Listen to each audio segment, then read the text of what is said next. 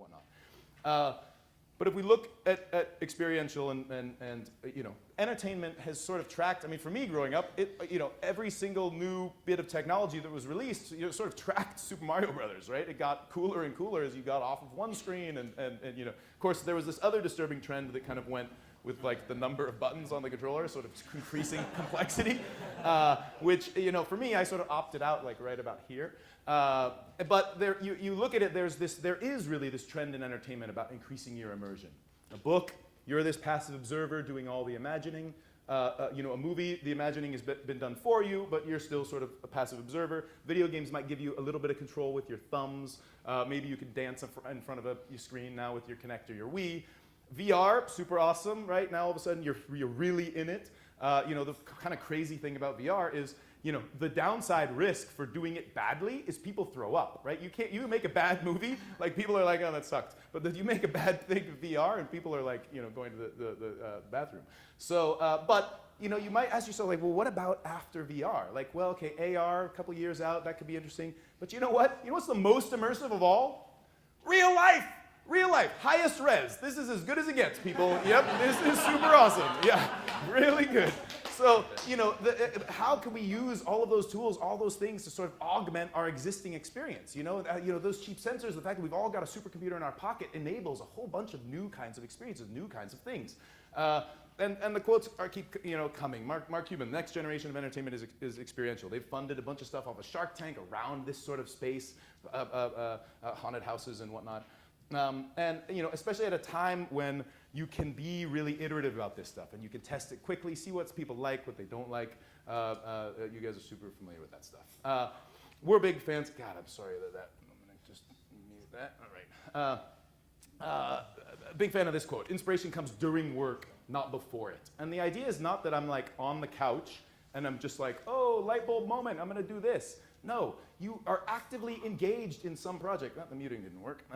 But you're actively engaged in some project, and it's only then that you realize, like, wow, people have been doing it like this. This so needs to change. This should be done much differently. We got to really shift our approach here. But you are actively engaged in that thing, and that's where the inspiration strikes.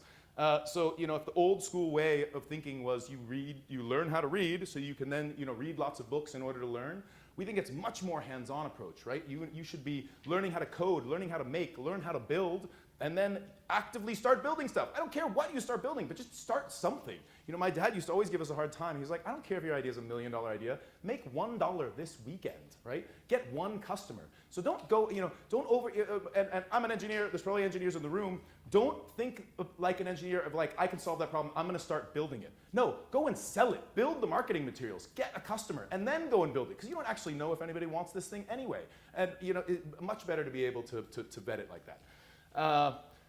So we became big fans of this term STEAM for science, technology, engineering, and art, math, right? Add the art into STEM as a way to kind of rebrand it, get this stuff to be super exciting. And we felt like we maybe had an opportunity to help kind of rebrand the way kids think about engineering and science. And so we sort of thought for a second. We were like, we've done tons of other people's events, huge events for Amazon and Intel and the Super Bowl, and we should do our own event. But if we're going to do our own event, we're like, okay, well, it should definitely be a carnival. Let's make this all this, high-tech interactive, all this sort of fun entertainment. But no investor is going to fund a carnival. We're sure of that. Definitely not going to happen. So let's put it on Kickstarter. Of course, the thing that we sort of didn't really grasp at the time was, we put something on Kickstarter for, say a watch, and anybody can be your customer in the whole world.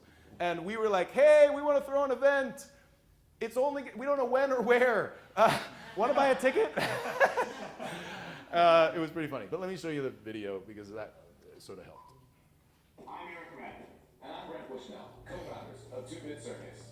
And this is our Los Angeles workshop. We've set out to reimagine the carnival of the future. The Steam Carnival is a modern traveling circus featuring high-tech games filled with lasers, robots, and fire. It'll open in Los Angeles and travel to San Francisco next spring. We missed that by a year. Remember that button wall? I have a story there. Okay, sorry. So that button wall that you saw, that was like version 4. they spun around. So we made it a 2-player game, and in order to do this, it was like whack-a-mole meets Twister. You've got one person's on either side, and you're basically hitting the buttons, and you've got to hit them all at the same time. So with 2 buttons, it's sort of easy. As it gets to 3 and 4, you're using your head and your knees, and it's sort of complex. Well, we thought, God, let's mount them on gears, and then as someone's doing a really complex move, you could spin the gears and make it hard for them. And that was totally true. It was really fun and whatnot. The downside, people's fingers would sort of get caught in the gears. Sometimes you just have to build that stuff to figure it out. We now have a new version. Doesn't maim people. It's awesome. We love it. And it's just as fun, or mostly as fun. So we called the thing Steam Carnival. It actually did, the Kickstarter did work, surprisingly. At $25 tickets, we raised $100 grand. And the part that was nuts was we ended up with all this different media, so, Time and USA Today and whatever. But the one that was the most funny was Martha Stewart tweeted about it. And we were like, oh my God, we've made it! Martha Stewart is tweeting about us. It didn't actually really make a big difference, but something about that. And so this is our overpromising rendering. So it really doesn't look like that at all, but God, wouldn't that be awesome? Yeah, it doesn't look like that. More like this.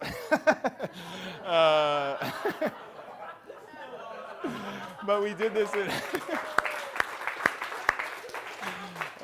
So we did the first one in LA last year. It was sort of a prototype. This is a photo from it. But I'm really happy to say we're actually bringing it to San Francisco in like 3 weeks. So I am stressed out of my mind right now. But yeah, we'll be at Pier 48, if you know where that is, right next to AT&T Park. We've filled literally 2 football fields with stuff. So it's sort of nuts. So we got a whole program. We deploy this curriculum to schools. We bus in thousands of kids, and then we open it to the public for everybody. We're really focused on inspiring inventors. How do we get kids excited about inventing, get kids excited about going out there? There's no shortage of hard problems in the world, but definitely a shortage of talented, creative people to solve them.